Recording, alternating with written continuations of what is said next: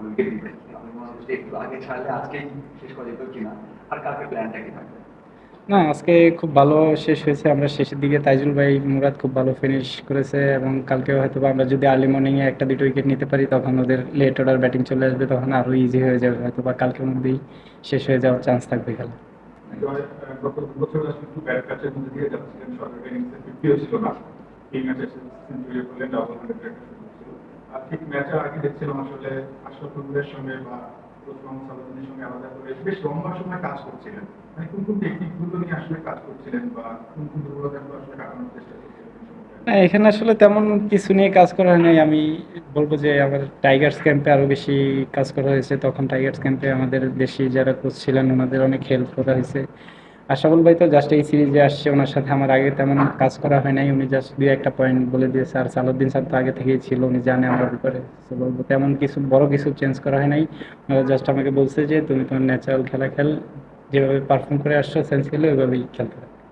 আপনি কিভাবে ক্যারি করতে চান এবং যে বলটা আউট হয়েছে এক্স্যাক্টলি, মানে যদি এইটা হলো ওই বলটা আমার কাছে খুব এরকম মনে হচ্ছে নাকি আপনার মনে হয় যে একটু আর একটু সিরিয়াসলি টেনশন করে না, আমি আমার ন্যাচারালের মধ্যেই ছিলাম। আসলে ওই বলটা আর কি একটু ডাবল ডিসিশনের মধ্যে হয়ে গেছিল, যে আরেকটু যদি ভালোভাবে কাভার করে খেলতাম হয়তো এমনটা হতো না, বাট আনফর্চুনেট হয়ে গেছে।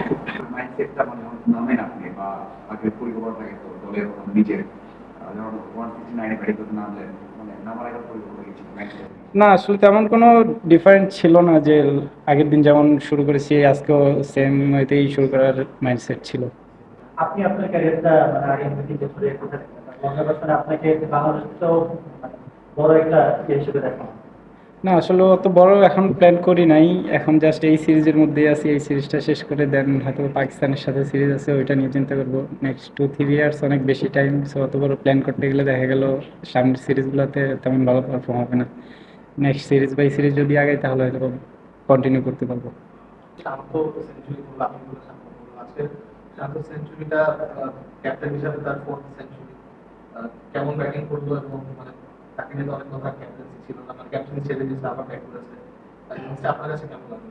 না, দেখেন উনি কিন্তু যখনই ব্যাটিংয়ে নামে খুব অ্যাগ্রেসিভ ব্যাটিং করে। আমরা যখন উপর থেকে ভালো স্টার্ট দিই তখন ওনাদের জন্য, যারা লেটে ব্যাটিং করে যেমন মুশফিক ভাই, শান্ত ভাই, লিটন ভাই, ওনাদের জন্য ইজি হয়ে যায়। তখন স্কোরিং অপশনটা খুব ভালো, আমি বলবো খুব ভালো একটা ইনিংস ছিল ওনার। আপনাদের 2020-এর যে ওয়ার্ল্ড কাপ উইনিং টিম, সেখান থেকে অনেকেই টেস্ট টিমে চলে আসছে, ডেবিউ করতেছে, এবং সামোরারও আছে এখন। মানে আপনাদের দিয়ে শুরু, শরীফুল, আপনি, টিপু ছিল, এখন ওয়ানডে ক্রিকেট তো আছেই, বোলিং জেনারেশন। মানে ওই টিমের আপনাদের মধ্যে কি এখনো ওই ধরনের আড্ডা হয় কিনা যে ওই টিমের ওয়ার্ল্ড কাপে টিম ওই কারণে, এবং ওই টিমের মধ্যে কোনো কিছু ডিফারেন্ট আছে যে খুব তাড়াতাড়ি সবাই ডেবিউ করছে? অবভিয়াসলি আপনাদের রেপুটেশন অনেক ভালো ওখান থেকে, কিন্তু এছাড়াও কি কোনো কিছু আছে? না, আসলে তেমন এক্সট্রা ম্যাজিক্যাল কিছু নাই। আমরা যখন একসাথে দেখা হয় তখন আড্ডা দেই, সেই স্মৃতিগুলো মনে করি।